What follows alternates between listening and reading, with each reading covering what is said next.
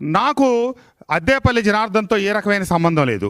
అంతేకాకుండా ఈ అద్దేపల్లి జనార్దన్కి సంబంధించిన ఏఎన్ఆర్ బార్ని నేను అక్కడ ప్రజలకి చాలా ఇబ్బందికరంగా ఉంది, ఇది ఇక్కడి నుంచి మార్చాలని చెప్పి నేను 2024 అక్టోబర్ 10వ తారీఖున ఎక్సైజ్ కమిషనర్ గారికి, ఎక్సైజ్ ఇక్కడ జిల్లా సూపరింటెండెంట్ గారికి, ఎక్సైజ్ మంత్రి గారికి కూడా లెటర్ పెట్టడం జరిగింది. మా పార్టీకి కానీ నాకు కానీ లోపాయికారి సంబంధాలు ఉండుంటే మా పార్టీ వ్యవహారాన్ని అనుసరించి శాసనసభ్యుడిగా నేను నడుచుకుంటా కదా, ఏదైనా ఉండుంటే నేను అతను ఎందుకు అక్కడి నుంచి ఆ బార్ తొలగించాలని చెప్పి ప్రభుత్వానికి నేను లేఖ పెట్టడం జరుగుతుంది.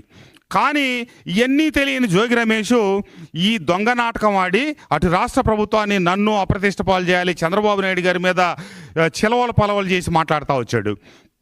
ఇతను ఇంత చేసి ఈ దుర్మార్గుడు, ఈ దౌర్భాగ్యుడు జోగి రమేష్ చేసిన నాటకం ఏంటంటే 24వ తారీఖు మాకేం చెప్పాడు, అక్కడ లోకల్ మీడియాలో ఏం మాట్లాడాడు, వెళ్ళేటప్పుడు చివరి ఫోన్ చేసింది వసంత కృష్ణప్రసాద్కి అని చెప్పాడు.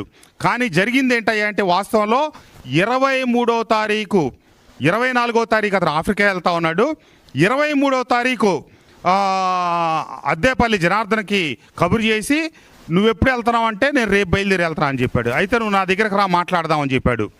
23వ తారీఖు సాయంత్రం 8:30 ప్రాంతంలో ఒక 2-3 నిమిషాలు అటు ఇటుగా అతని ఇంటికి వచ్చి ఇంట్లోకి వెళ్ళిన తర్వాత 1 నిమిషం 2 నిమిషాల్లోనే వాళ్ళ సోదరుడిని ఇతర కుటుంబ సభ్యుల్ని బయటికి పంపించేసి గంట సేపు 9:30 వరకు జోగి రమేష్ మాట్లాడాడు.